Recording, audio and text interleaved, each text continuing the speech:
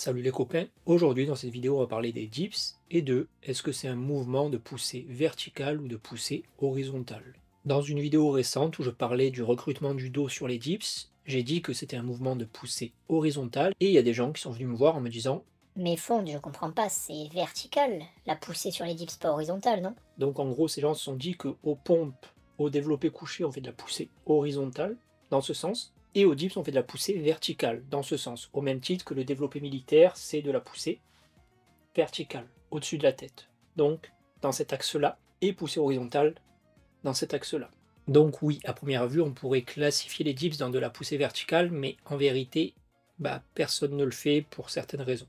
La première raison, c'est que c'est très rare de faire ces dips de manière complètement verticale comme ceci. Généralement, on aura tendance à se pencher un petit peu vers l'avant, avoir le corps en biais, ce qui fait que la direction de poussée sera plus proche d'un développé décliné, pas mal décliné, mais un développé décliné malgré tout. Et le développé décliné, c'est également considéré comme de la poussée horizontale. Et surtout, selon votre technique de poussée au dips, par exemple, si vous avez une technique un petit peu plus comme les street lifters où vous arrondissez un peu la colonne, et bien là, si je descends, comme ceci, et que je verrouille la position et que hop, je me redresse, qu'est-ce qui se passe? C'est clairement de la poussée horizontale, c'est pas de la poussée verticale.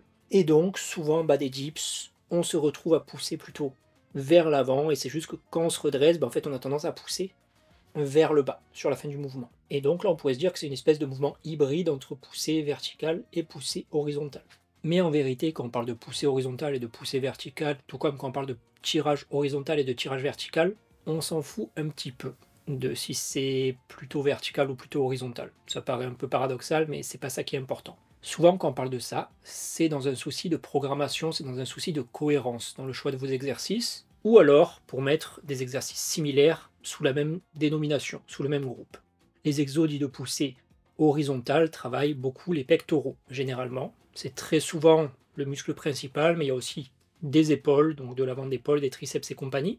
Alors que sur les mouvements de poussée verticale, qui va regrouper en fait un petit peu tous les développés militaires et les variantes de tout ça, on aura beaucoup moins de pectoraux, on aura beaucoup plus de travail sur les épaules. Évidemment, il y aura des triceps, il y aura du travail d'élévation, etc. Mais généralement, quand on parle de poussée verticale, on parle plutôt des exos épaules dominants. Quand on parle de poussée horizontale, c'est plutôt des exos où il y a les épaules, les triceps et les pectoraux. Et donc, en partant de ce principe-là, c'est logique que les dips soient avec les autres exos qui ont des facteurs limitants similaires comme les pompes, le développé couché, le développé incliné et compagnie. Et c'est pour ça que les dips ne sont pas considérés comme un exo hybride, poussée horizontale, poussée verticale. C'est vraiment considéré comme de la poussée horizontale. Un exo qui pourrait être un peu hybride, c'est plutôt le développé incliné. Le développé incliné, à partir d'un certain degré d'incliné, on devient vraiment beaucoup épaule dominant, et donc ça peut vraiment se classifier comme de la poussée verticale. Et ça peut se périodiser comme ça si l'incliné est suffisant. Et donc l'autre raison, c'est justement le côté cohérence de la périodisation. Si par exemple vous faites des cycles d'entraînement comme en périodisation concurrente, vous cherchez à avoir une rotation d'exos régulière avec des exos qui ont du transfert les uns sur les autres. Si vous cherchez un exo assez similaire au développé couché, autre que les divers développés horizontaux et que les pompes, vous avez les dips. Là, les dips, c'est un bon exo cohérent à cycler avec du développé couché ou avec des pompes. Donc avec d'autres exos de poussée horizontale. Et donc, on le met dans le même groupe. Donc grosso modo, l'idée c'est de faciliter les choses, faciliter la compréhension, plutôt que de dire techniquement les dips sont dans une trajectoire un peu verticale ou plus ou moins horizontale, verticale selon l'amplitude, donc on les met en hybride, etc. On va juste dire les dips c'est de la poussée horizontale parce que ça travaille comme le bench, comme les pompes, grosso modo les mêmes muscles, et qu'il y a beaucoup de transferts, et donc que c'est cohérent de mettre tout ça dans le même groupe. C'est un peu la même logique que j'avais développée dans ma vidéo sur le back lever, est-ce que c'est du push ou du pull, où j'expliquais que techniquement le back lever c'est du pull, si on suit certaines définitions de quand est-ce qu'un mouvement est du tirage et tout le blabla, mais dans la pratique, sur le terrain, côté périodisation, côté logique d'entraînement, côté facteurs limitants et muscles, c'est du push, ça se met dans le push, parce que ça n'a aucun intérêt à être travaillé les jours pull, ce n'est pas logique, ce n'est pas cohérent. Généralement l'idée quand on met un exo dans un groupe, c'est pour faciliter les choses, pour rendre les choses pratiques, utiles, applicables à l'entraînement. Et parfois, ça amènera à des petits abus de langage qui feront que techniquement, oui, ça, ce n'est pas du push, techniquement, oui, ça, c'est plus vertical qu'horizontal, etc., etc.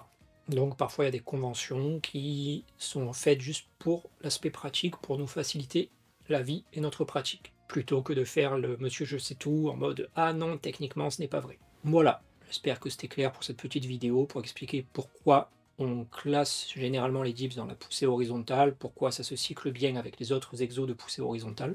Si c'était pas clair, si vous n'êtes pas d'accord ou si vous voulez me soutenir, n'hésitez pas à laisser un commentaire sous la vidéo.